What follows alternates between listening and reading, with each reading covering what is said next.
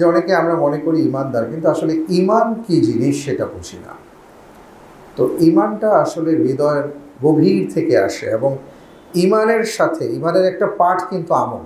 কারণ আপনি যে ইমানদার, আমি যে ইমানদার, এটা বোঝানোর জন্য আরও যে দুইটা কাজ করতে হবে। বিশ্বাসের সাথে আরও দুটো বিষয় দরকার, সেটা হলো আপনার সেটার সাথে উচ্চারণ, অর্থাৎ আপনি বলতে হবে, বলিষ্ঠ হতে হবে। আর এর সাথে যেটা যুক্ত হবে সেটা হলো আপনার কর্মের মাধ্যমে তার স্বীকৃতি দরকার। অর্থাৎ আপনি আদৌ এটাকে মনে প্রাণে, যেটাকে আমরা বলি যে মনে প্রাণে বিশ্বাস করা, এটা কখন হয়? যখন আমরা আসলে মনে প্রাণে বিশ্বাস করে সেটা কর্মে বাস্তবায়ন করি। তো ঈমান আমল আসলে এই জিনিস, যে আপনি আমি যেটা করব হৃদয়ের গভীর থেকে বিশ্বাস করব আল্লাহর জন্য, এবং আল্লাহ তাআলা যা বলেছেন। অর্থাৎ ওই যে আজকে যে প্রশ্ন আসছে মরিয়ম গাছের মতন না। অনেকের বিশ্বাস হলো যে মরিয়ম গাছের আর কি গরম পানিতে চুবিয়ে নারীকে খাওয়ালে ওনার সন্তান হবে। তো এটা যে বিশ্বাস, এটা এক ধরনের ঈমান। এই ঈমানের কথা ইসলাম বলে নাই। এটা হলো শাব্দিক ঈমান।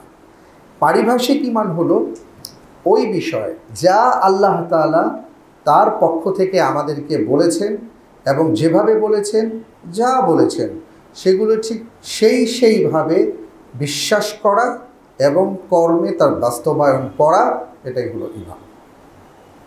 এখন ঈমান আমলের সাথে আমাদের এই যে আয়াতুল্লাহ, আল্লাহর আয়াত অথবা শাআইরুল্লাহ, আল্লাহ শিআর, এটার সাথে এটার কি সম্পর্ক? এটা যদি বলি তাহলে একটা ঘটনা বলতে হয়। সেই ঘটনা আমরা কম বেশি সবাই জানি, ইব্রাহিম আলাইহিস সালাতু ওয়াস সালামের ঘটনা। আসলে আপনি যদি ঈমান, ইসলাম, দ্বীন, তারপরে শিআর, আয়াত এগুলো বুঝতে চান, তাহলে ঘুরে ফিরে কয়েকজন নবীর ঘটনা আপনার সামনে চলে আসবে। কারণ কোরআনে কারিমে সব নবীর কথা উল্লেখ করা হয়নি। হ্যাঁ, কিছু নবীর কথা উল্লেখ করা হয়েছে, কিন্তু ডিটেইল কয়েকজনের ব্যাপারে আসছে। তার মধ্যে একজন হলেন হযরত ইব্রাহিম আলাইহিস সালাতু ওয়াস সালাম। তো হযরত ইব্রাহিম আলাইহিস সালাতু ওয়াস সালাম তিনি আল্লাহ রাব্বুল আলামিনের আয়াত, নিদর্শন, শাআইর দেখতে চেয়েছিলেন, এবং তিনি আল্লাহ সুবহানাহু ওয়া তাআলার নিদর্শন দেখতে চেয়েছেন। তো আল্লাহ তাআলা কি বলছেন যে কেন তুমি কি আমাকে বিশ্বাস করো না?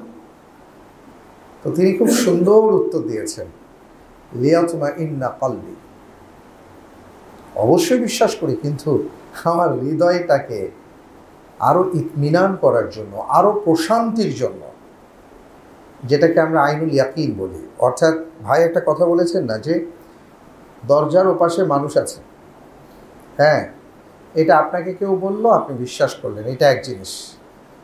আরেকটা হলো আপনি উঁকি দিয়ে দেখলেন যে হ্যাঁ মানুষ একটা তো দেখা যায়, দুই জিনিস না? তো ইব্রাহিম আলাইহিস সালাতু ওয়াস সালাম বলেছেন যে রব্বুল আলামিন আপনি যা বলেছেন একেবারে বিনা প্রশ্নে এটা আমি বিশ্বাস করি, কিন্তু লিয়াতমাইন্না কলবি, আমার আরও প্রশান্তির জন্যই আমি মূলত এটা বলছি। তখন আল্লাহ রব্বুল আলামিন বললেন, ফাখুয আরবাআতাম মিনাত তায়র ফাসুরহুন্না ইলাইক সুম্মা জাআলা আলা কুল্লি জাবালিন জুজআন সুম্মা দুহুন্না ইয়াতিনাকা সায়া, এবং সেই সাথে বললেন ওয়ালাম আনাল্লাহা আজিজুন হাকিম। আল্লাহ রাব্বুল আলামিন বললেন যে ঠিক আছে, আমি আমার নিদর্শন দেখাচ্ছি। তো বললেন ফাখুদ আরবাআতাম মিনাত তায়র, তুমি 4টা পাখি নাও, নিয়ে এটাকে জবাই করো, এটাকে স্বাভাবিকভাবেই এটা আলাদা আলাদা করো অঙ্গগুলো, করে এটাকে পুরা মিশিয়ে ফেলো। ফাসুরহুন্না ইলাইক সুম্মা জাআলা আলা কুল্লি জাবাল, এবং এটাকে কয়েকটা ভাগে ভাগ করে পাহাড়ের মধ্যে রাখো, বিভিন্ন জায়গায় রাখো। সুম্মা দুহুন্না ইয়াতিনাকা সায়া, আচ্ছা সব ঠিকঠাক করে তারপরে কি করবা? তুমি যখনই ডাকবে, তুমি ডাকো, দেখবা যে তারা তোমার কাছে চলে আসছে। তো তাই হয়েছে, তিনি 4টা পাখি নিয়েছেন, টুকরো টুকরো করেছেন, মিশিয়েছেন। এরপরে বিভিন্ন পাহাড়ের বিভিন্ন জায়গায় রেখে তিনি যখন ডাক দিয়েছেন, আল্লাহ রাব্বুল আলামিনের কুদরতে পাখিগুলো যার যে অঙ্গ, সেই অঙ্গের সাথে সেই অঙ্গ মিলে পাখিগুলো উড়ে উড়ে তার কাছে আসছে। সুবহানাল্লাহ। এই যে আয়াত, এটা একটা আয়াত, এটা একটা নিদর্শন। এটার মাধ্যমে কি হয়েছে? ওনার ইতমিনান হয়েছে। রাসূল সাল্লাল্লাহু আলাইহি ওয়াসাল্লামের সময়ে কাফেররা বলছিল যে হ্যাঁ, তুমি এমন কিছু যদি দেখাও যেটা দেখে আমরা বুঝবো না, ঠিক আছে। তো আল্লাহ সুবহানাহু ওয়া তাআলা তার মাধ্যমে রাসূল সাল্লাল্লাহু আলাইহি ওয়াসাল্লামের মাধ্যমে কি নিদর্শন দেখিয়েছিলেন এটা আপনারা জানেন। রাসূল সাল্লাল্লাহু আলাইহি ওয়াসাল্লাম তার শাহাদা আঙ্গুল দিয়ে চাঁদের মাঝখানে যখন ইশারা করেছেন, চাঁদ টুকরো হয়ে গিয়েছিল। আল্লাহু আকবার। কিন্তু আফসোস হলো এই দৃশ্য দেখার পরও এরা আসলে ঈমান আনতে পারেনি। কিন্তু যারা ঈমানদারদের আল্লাহ রাব্বুল আলামিনের নিদর্শন দেখলে হলো ঈমানটা আরো বাড়ে, গভীর হয়, দৃঢ় হয়। যদি নিদর্শন, এই জাতীয় নিদর্শন নাও দেখে, কারণ নিদর্শনের মধ্যে অনেকগুলো ধরন আছে, যেটা আমার ভাই একটু আগেও বলেছেন। কিছু নিদর্শন আছে আপনি উপলব্ধি করতে পারবেন, হ্যাঁ, যেমন কোরআনুল কারীমের মধ্যে আল্লাহ সুবহানাহু ওয়া তাআলা বলেছেন, ওয়া ইন তাউদু নি'মাতাল্লাহি লা তুহসুহা। এত এত নিয়ামত আল্লাহ আপনাকে আমাকে দিয়েছে, যের মধ্যে সব আমরা আসলে উপলব্ধি করতেও পারি না, বুঝতেও পারি না, আবার কিছু বুঝতে পারি। তো যেগুলো বুঝতে পারি না ওইটা তো আছেই, কিন্তু কিছু কিছু আল্লাহ তাআলা আপনাকে আমাকে বুঝার তৌফিক দান করেন। আপনি সুস্থ আছেন, বুঝেন না, যখন অসুস্থ হন তখন সুস্থতাটা আপনি বুঝতে পারেন যে কী জিনিস। আপনি দরিদ্র ছিলেন, আপনার খাওয়া পড়ায় খুব কষ্ট ছিল, আল্লাহ তাআলা আপনাকে একসময় নিয়ামত দিয়েছেন, আপনাকে প্রাচুর্য দিয়েছেন, আপনি বুঝতে পেরেছেন দারিদ্র কী জিনিস। যদি এটা আপনি বুঝতে পারেন, আল্লাহ যদি আপনাকে বোঝার তৌফিক দান করেন। আবার কিছু নিদর্শন এমন আছে যেটা সবার ক্ষেত্রে হয় না, কিন্তু কারো কারো ক্ষেত্রে এমন হয়েছে যেটা অন্য কারো ক্ষেত্রে হয় না। স্পেশালি যেমন মুসা আলাইহিস সালাতু ওয়াস সালামের ক্ষেত্রে যখনই এই জাতি বিপদে পড়তো, তো মুসা আলাইহিস সালাতু ওয়াস সালামের কাছে এসে বলতো, মুসা তুমি দেখো কি করা যায়। একবার আসে উকুন, একবার আসে ব্যাঙ, একবার আসে রক্তবৃষ্টি।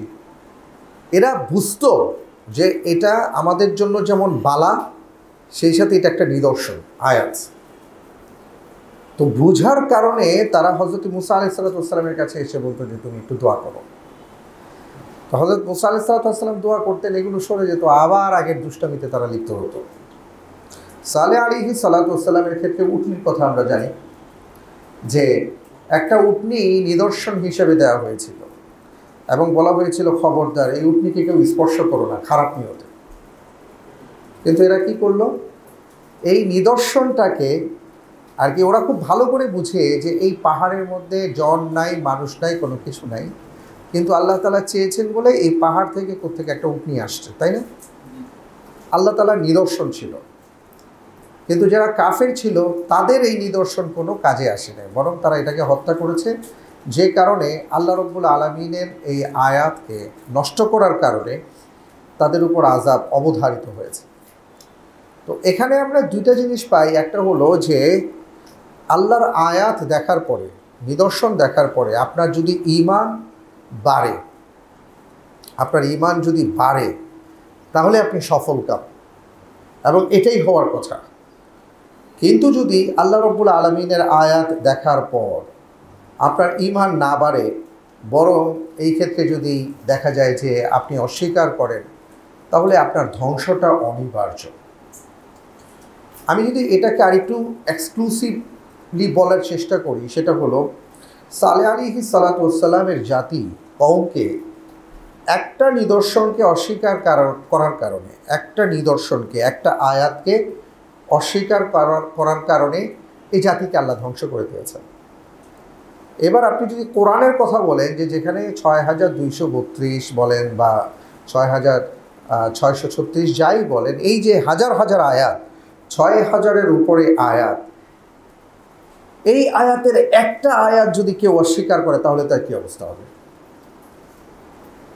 এটা কিন্তু আমরা বুঝি না। আল্লাহ সুবহানাহু ওয়া তাআলা একটা আয়াতকে অস্বীকার করার কারণে একটা জাতিকে ধ্বংস করে দিয়েছেন, আর ৬,০০০-এর উপর আয়াত আল্লাহ তাআলা মানব জাতির উপর নাজিল করেছেন উম্মতে মুহাম্মাদি সাল্লাল্লাহু আলাইহি সাল্লামের উপর। সেই আয়াতগুলো যদি কেউ অস্বীকার করে তাহলে তার কী অবস্থা হবে?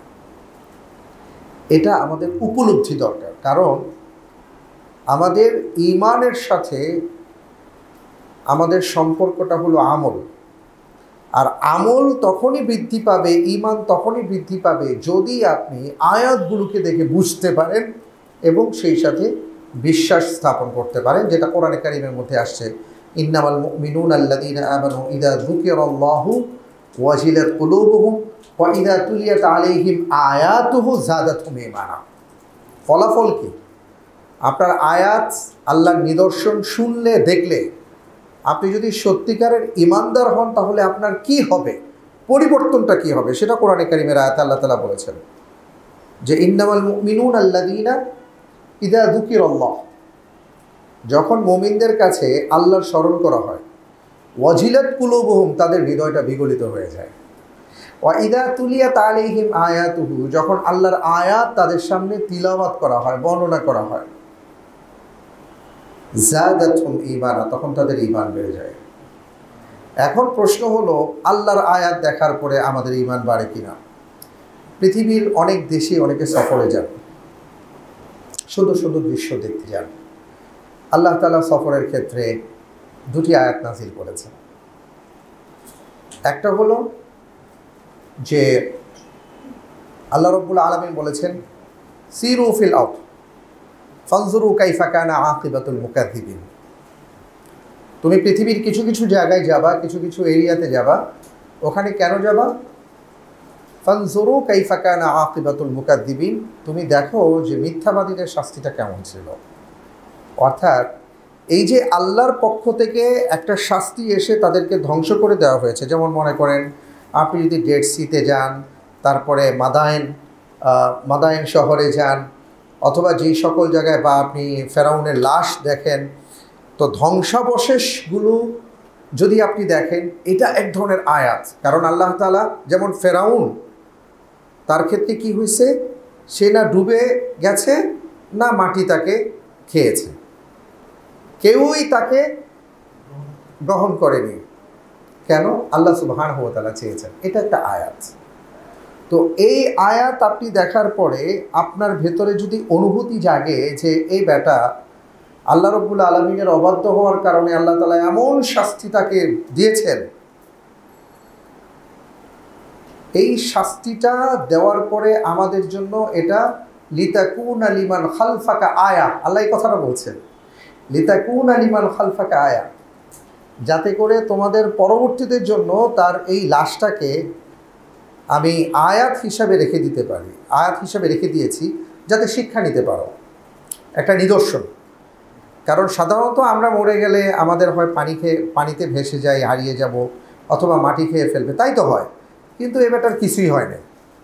কেন হয় নাই? আমাদেরকে শিক্ষা দেবার জন্য। এখন এটা দেখে আপনি যদি মনে করেন যে আল্লাহ এই শাস্তি, আমি আর অপরাধ করব না, ওয়া ইযা তুলিয়াত আলাইহিম আয়াতুহু যাদাতহুম ঈমানা, আপনার ঈমান বেড়ে যাবে। এখন সমস্যা হলো, আপনি এটা দেখার পরে চিন্তা করেন যে ওরে বাপ রে বাপ, মিশরীয় লোকজন তখন কতটা সায়েন্টিফিক ছিল, কিভাবে মমি করে রেখেছে, আবার ৮৬ সালে নাকি একটু ইনফেকশন হয়েছিল, এর লাশটা আবার গবেষণার জন্য ফ্রান্সে নেওয়া হয়েছে, ফ্রান্সে আবার এইভাবে পরীক্ষা নিরীক্ষা করে কি করছে না করছে, আপনি অন্য চিন্তা করলেন, তাইলে ওই অবস্থা হলো, আপনি সঠিক পথের দিশাটা পাইলেন না। আল্লাহ তাআলা এই জন্য বলেন নাই। আপনি ডেড সিতে গিয়ে যদি দেখেন যে একটা জনপদকে আল্লাহ তাআলা কীভাবে ধ্বংস করে দিয়েছেন এবং তাদের অপরাধটা কী ছিল, এটা জানার পরে আপনি যদি সতর্ক হন, তাহলে ঠিক আছে, কিন্তু আমরা সেটা করি না। তো আল্লাহ রাব্বুল আলামিন একদিক থেকে এই আয়াতগুলো দেখতে বলেছেন, কেন? সতর্ক হবার জন্য, আপনার ঈমানকে বাড়াবার জন্য।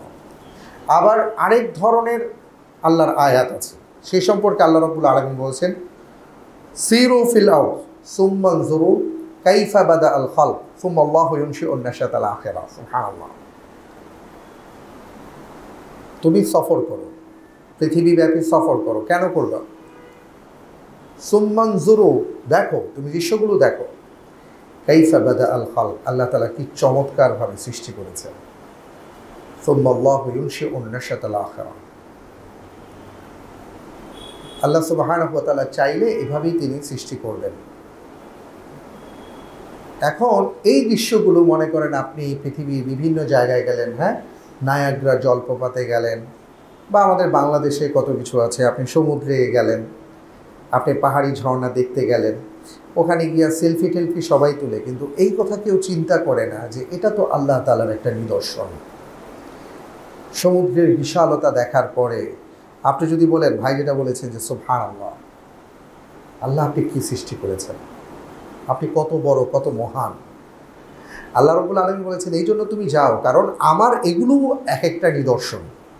এই নিদর্শন দেখার পরে তুমি যদি ইমানদার হও, তুমি বুঝতে পারবা, তোমার ইমানের প্যারামিটার এখানেই ধরা দিবে যে আসলে তুমি ইমানদার কিনা।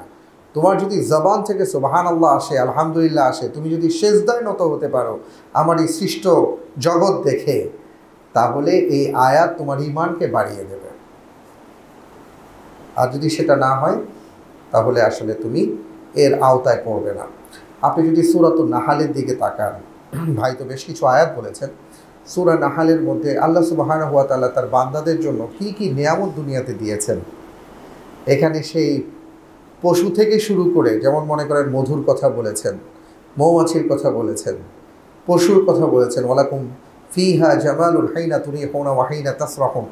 অসাধারণ কিছু আয়াত আছে। ওয়া হুয়াল্লাযী খালাকাস সামাওয়াতি ওয়াল আরদ, আকাশ তিনি সৃষ্টি করেছেন, জমিনকে তিনি সৃষ্টি করেছেন। এরপরে তিনি পাহাড়ের কথা উল্লেখ করেছেন, তিনি বৃষ্টির কথা উল্লেখ করেছেন। এইভাবে একটার পর একটা আল্লাহ তাআলা মিসাল দিয়েছেন বান্দাদের জন্য, এবং দিতে দিতে একটা পর্যায়ে বলেছেন যে এইবার তুমি চিন্তা করো যে আল্লাহ সুবহানাহু ওয়া তাআলার জন্য তোমাকে সৃষ্টি করাটা কি আসলে কঠিন, তোমাকে পুনরায় উত্থিত করা কি কঠিন, বা এমন কি কেউ আছে যারা এগুলো সৃষ্টি করতে পারবে। এখানে শামসুল আলম ভাই আছেন, উনি আমাকে সেদিন একটা খুব সুন্দর কথা বলেছেন, আমি শিখেছিলাম।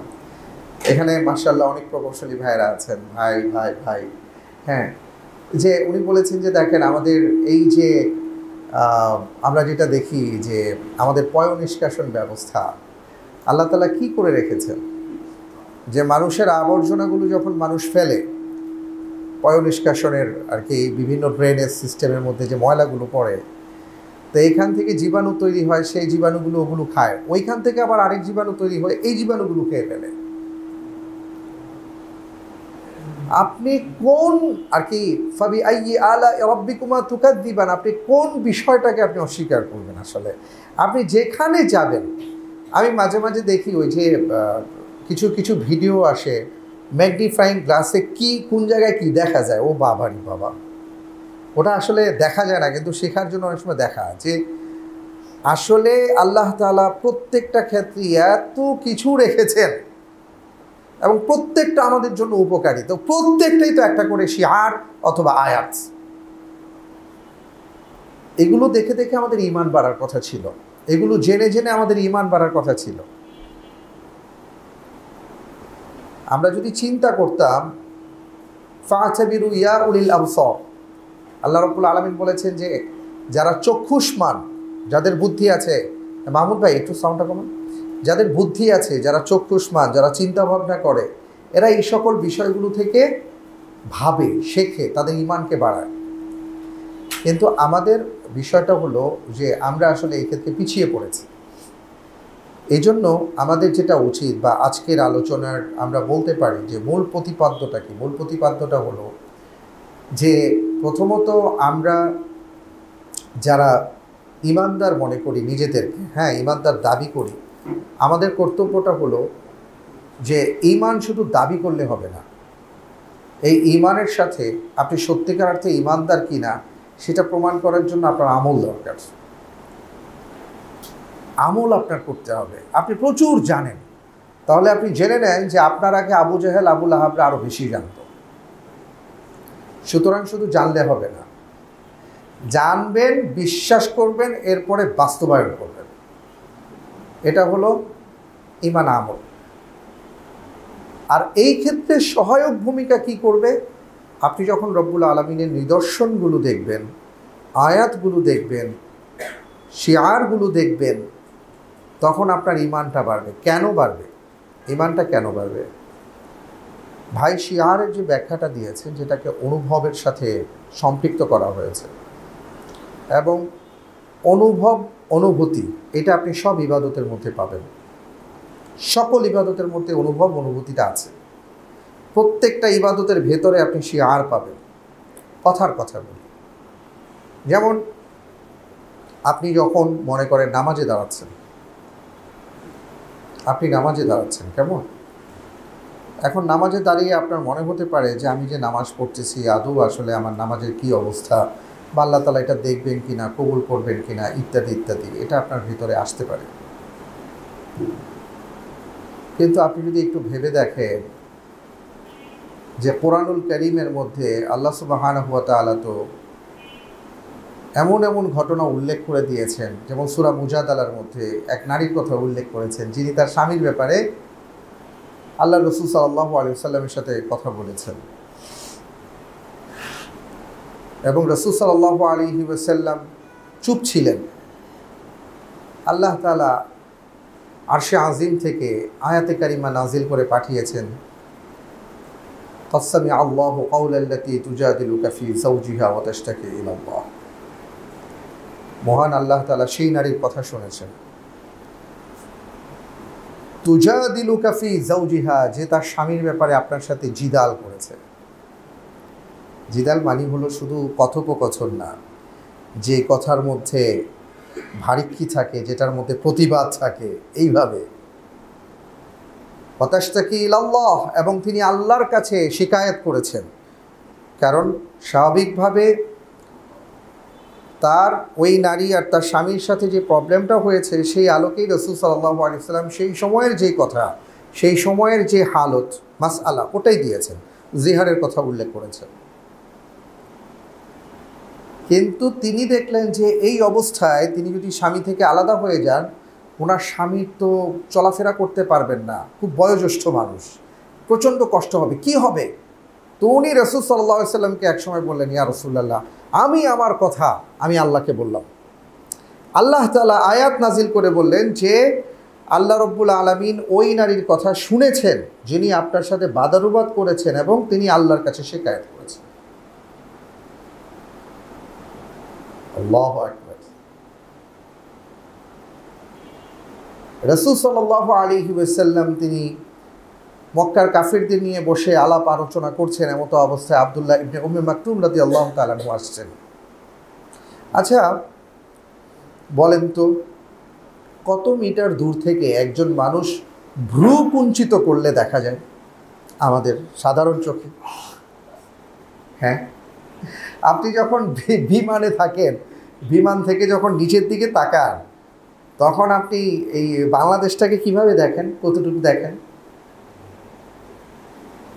আল্লাহ সুবহানাহু ওয়া তাআলা আরশে আজিম থেকে আয়াত পাঠালেন, আবাসা ওয়া তাওয়াল্লা আন জাআহুল আ'মা ওয়া মা ইউদরিকা লাআল্লাহু ইয়াযাক্কা আও ইয়াযাক্কারু ফাতানফা'হু যিকরা। আবাসা ওয়া তাওয়াল্লা আন জাআহুল আ'মা। হে মুহাম্মদ সাল্লাল্লাহু আলাইহি সাল্লাম, আপনার কাছে একজন অন্ধ মানুষ এসেছেন, আপনি তাকে দেখে ভ্রু কুঞ্চিত করেছেন। এবার আপনি নামাজে দাঁড়িয়েছেন, আমি বলছিলাম যে আয়াতের কথা, আপনি নামাজে দাঁড়িয়েছেন। রাসূল সাল্লাল্লাহু আলাইহি ওয়াসাল্লাম বলেছেন যে বান্দা যখন নামাজে দাঁড়ায়, আল্লাহ তাআলা তখন তার দিকে দৃষ্টি দেন। এখন আপনি এই ব্যাপারে জ্ঞান অর্জন করেছেন। এবার আপনি যখন সালাতে দাঁড়াবেন, হাদিসের মধ্যে আসছে যে একজন সাহাবা এসে বলছেন, ইয়া রাসূলুল্লাহ, ঘরে খাবার নাই। আল্লাহর নবী বলছেন, নামাজ পড়ো। নামাজ পড়ে ঘরে গেছেন, কোনো খাবার আসছে না? খাবার আসছে, ইয়া রাসূলুল্লাহ, ঘরে তো খাবার নাই। আল্লাহর নবী বলছেন, তুমি সালাত আদায় করো। আবার পড়েছেন, আবার গিয়েছেন, আসছে না, আবার চলে আসছেন, ইয়া রাসূলুল্লাহ। ওনারা তো খুব সহজ সরল ছিলেন, ওনাদের মনের মধ্যে যা প্রশ্ন আসতো আল্লাহর নবীকে বলে দিতেন। তো আল্লাহ নবী বললেন, তুমি সালাত আদায় করো। উনি খুব কায়মনোবাক্যে সালাত আদায় করলেন। বাসায় গেলেন, বাড়িতে যাওয়ার পরে তার স্ত্রী বললেন, আপনি কোন মালিকের কাজ করেন? কেন? সুবহানাল্লাহ, আপনার মালিক এত বড়, কি হয়েছে? আরে আপনার মালিক তো লোক পাঠাইছে, বলছে যে আপনি যে মালিকের কাজ করেন সেই মালিকের পক্ষ থেকে খাবার আসছে, এই যে দেখেন কত খাবার। তো সেই মালিক আছেন না? তো আমাদের সালাত এমন হয় না কেন? আমরা আল্লাহর আয়াত দেখি না কেন সালাতের মধ্যে? যুদ্ধ থেকে ফেরত দুজন সাহাবা, সমস্ত সাহাবায়ে কেরাম একসাথেই ছিলেন। তো এর মধ্যে রাসূল সাল্লাল্লাহু আলাইহি ওয়াসাল্লাম বললেন যে আমরা এখন ক্লান্ত, দুজন সাহাবা জেগে থাকো আর বাকি সবাই ঘুমাও। সবাই হাত উঁচু করলেন, ইয়া রাসূলুল্লাহ আমরা পাহারা দিব, আমরা পাহারা দিব। আল্লাহ নবী বললেন না, সবার দরকার নাই, দুজন দরকার। আচ্ছা, একজন আনসার থেকে, একজন মুহাজির থেকে। তো ওই দুইজন সাহাবা যখন পাহারা দিচ্ছেন, তো একজন চিন্তা করলেন যে একটা কাজ করি, দুজন জেগে থেকে লাভ নাই, আর এই 10 দিন যুদ্ধের ময়দানে ছিলাম, খুব ক্লান্ত শ্রান্ত, সেই সাথে টেনশনে ছিলাম, ভালো করে তো সালাত আদায় করতে পারিনি, আজকে সুযোগ পাইছি, আজকে আল্লাহর সাথে কথা বলব। হাদিস, বুখারীর হাদিস। তো উনি ওই পাশের জনকে বললেন, ভাই এক কাজ করো, তুমি বিশ্রাম নাও, আমি মধ্যরাত পর্যন্ত জেগে থাকি, মধ্যরাতে আবার তোমাকে জাগিয়ে দিব, তুমি আবার ওখান থেকে ফজর পর্যন্ত ডিউটি দিও, আমি আবার বিশ্রাম নেব। তো উনি বললেন যে হ্যাঁ, খুব ভালো চিন্তা। তো উনি যখন সালাতে দাঁড়ালেন, আসলে ওনার বিষয়টা ছিল সবাই ঘুমিয়ে যাক, কেউ না দেখুক। আমরা তো আমাদের সমাজে, আমি একটু নামাজি, আমি একটু হজ করেছি, মানুষ বলে না কেন, হ্যাঁ? আর ওনাদের অবস্থাটা ছিল এত মানুষের ভিড়েও কেউ যেন না জানে, কারণ ওনারা এই নামাজের মধ্যে আয়াত দেখতে পেতেন, ওনাদের ঈমান বাড়ত। এই হাদিসটার প্রমাণ। তো ওই সাহাবা বললেন যে ভাই আপনি শুয়ে থাকেন। তো ওনারাই ঘুম পাড়ায় দিয়া উনি এবার সালাতে দাঁড়িয়ে গেছে। তো যথারীতি কাফেরদের পক্ষ থেকে তো গোয়েন্দা পাঠানো হয়েছে, তো তারা দূর থেকে দেখলো যে অন্ধকারের মধ্যে কি একটা দাঁড়িয়ে আছে, এটা কি খেজুর গাছ না লাঠি না কি ব্যাপারটা কি না মানুষ, ট্রাই করা দরকার। তো ট্রাই করতে গিয়ে তারা তীর ছুঁড়ে বেড়েছে, বর্ষা ছুঁড়ে বেড়েছে। তো কিছুক্ষণ পরে দেখা গেল যে ওটা নড়ে গেছে। তখন এরা বুঝছে না মানুষ, এটা জেগে আছে, ওরা চলে গেছে। এদিকে ওই সাহাবা নামাজ শেষ করার পরে তাড়াতাড়ি পাশের জনকে ডাক দিয়ে বলছে, ভাই তাড়াতাড়ি উঠেন। তো উনি ধর্মর করে উঠে দেখলেন যে এই সাহাবার পুরো শরীর রক্ত ভরা, হাতের মধ্যে তীর, পায়ের মধ্যে তীর, বর্ষার আঘাত, ফিনকি দিয়ে রক্ত বের হচ্ছে। তো উনি চিৎকার করে বললেন, ভাই আপনাকে এইভাবে আঘাত করছে কে? আপনি আমাকে ডাক দিলেন না কেন? আপনি কোথায় ছিলেন? এইবার তিনি বাধ্য হয়ে কথাটা বলতে বাধ্য হলেন এবং বলে দিলেন। সেটা কি? উনি বললেন যে ভাই আসলে কয়েকদিন ধরে মজা করে নামাজ পড়তে পারতেছিলাম না, তো আপনি যখন ঘুমিয়ে গেছেন আমি নামাজে দাঁড়াইছি। তো নামাজে দাঁড়ানোর পরে আমি যখন কোরআনে কারিমের আয়াত তিলাওয়াত করছিলাম, আমি আয়াত অনুপাতে আমি আর আমার মধ্যে ছিলাম না, আমি হারিয়ে গিয়েছিলাম। আমি জান্নাত দেখতেছি, আমি জাহান্নাম দেখতেছি, আমার মনে হচ্ছে আমি আল্লাহ রব্বুল আলমিনের সাথে কথা বলছি। যখন তীরের আঘাত আসছে, আমি তেলাওয়াতের মধ্যে এত স্বাদ পেয়েছি, আমার আসলে নামাজটা শেষ করতে মন চাচ্ছিল না। কিন্তু যখন ওরা তীর নিক্ষেপ করলো, তারপরে যখন বর্ষা নিক্ষেপ করলো, এবার আমি আপনাদের জীবনের উপর শঙ্কিত হয়ে গেলাম যে আমাকে যদি ওরা হত্যা করে, তাহলে না হয় আপনাদের উপর না জানি আবার আক্রমণ করে বসে। আপনাদের জীবনের উপর যদি শঙ্কা না থাকতো, আমি আল্লাহর কসম করে বলি আমি এইভাবে শহীদ হতাম, কিন্তু নামাজ ছাড়তাম না, কারণ নামাজে সেই সাদান পেয়েছি। ভাইরা আমার, এটা ছিল আয়াত। তো আমরাও নামাজ পড়ি, কিন্তু সেই আয়াত তো আমরা দেখি না। তো আয়াত যদি অনুভব করা যায়, কখনো আপনি আয়াত অনুভব করবেন, কখনো আপনি আয়াত দেখতে পাবেন, কখনো আপনি আয়াত শুনতে পাবেন, কখনো আপনি বিশাল এই বিস্তৃত সৃষ্ট জগতের মধ্যে অনেক কিছু উপলব্ধি করতে পারবেন। যদি সেটা আপনার ঈমানকে বাড়ায়, তাহলে এটা আপনার জীবনে কাজে আসবে। তো এই জন্য আমাদের দৃষ্টিভঙ্গিটা সেইভাবে রাখতে হবে। জীবন চলার পথে আমরা আল্লাহ রব্বুল আলমিনের অসংখ্য আয়াত আর শিয়ারের মধ্য দিয়ে হাঁটছি। এটা যদি একটু আমরা তত্ত্ব তালাশ করে দেখি, আপনার হাতের দিকে তাকান, পায়ের দিকে তাকান, আপনার এই অঙ্গ প্রত্যঙ্গের প্রতিটা, এই কি বলবো এটাকে, হ্যাঁ, যে সামান্যতম জায়গাতেও আপনি তাকান, দেখবেন এখানেও আয়াত আছে।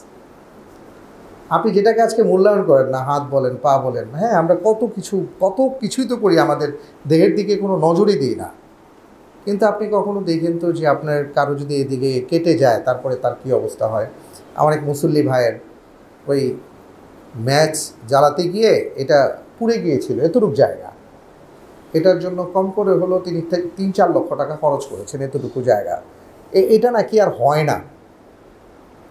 তো এটা আবার ইয়ের জন্য মনে করেন দেহের কোন জায়গা থেকে মাংস এনে দুইটাকে একত্রিত করে এখান থেকে বাড়িয়ে বিশাল কাহিনী, কিন্তু আমরা তো এটা বুঝি না। আমাদের দেহের ভেতরে কত কিছু আছে, হ্যাঁ এই যে এত বাকি হাড় গোড় এত কিছু, এর একটা যদি এদিক সেদিক হয়ে যায় তাইলে আপনার আমার লাখ লাখ টাকা শেষ, কোটি কোটি টাকা শেষ। তা আপনার আমার ভেতরেই আল্লাহ তাআলা কত আয়াত দিয়ে রেখেছেন সেটা আমরা দেখতে পাচ্ছি না। আল্লাহ রাব্বুল আলামিনের কাছে এই জন্য দোয়া করতে হবে যে আল্লাহ আমাদের ঈমানকে আপনি বাড়িয়ে দেন এবং আমাদের দৃষ্টি শক্তি এবং অন্তর্দৃষ্টি আপনি খুলে দেন, যাতে করে আমরা আপনার আয়াতগুলোকে উপলব্ধি করতে পারি, তাহলে আমাদের ঈমান আমলের ক্ষেত্রে সহায়ক হবে। আজকে যে কথাগুলো বললাম রব্বুল আলামিন আমাদেরকে আমল করার তৌফিক দান করুন, আপনাদেরকে আমল করার তৌফিক দান করুন, আমিন।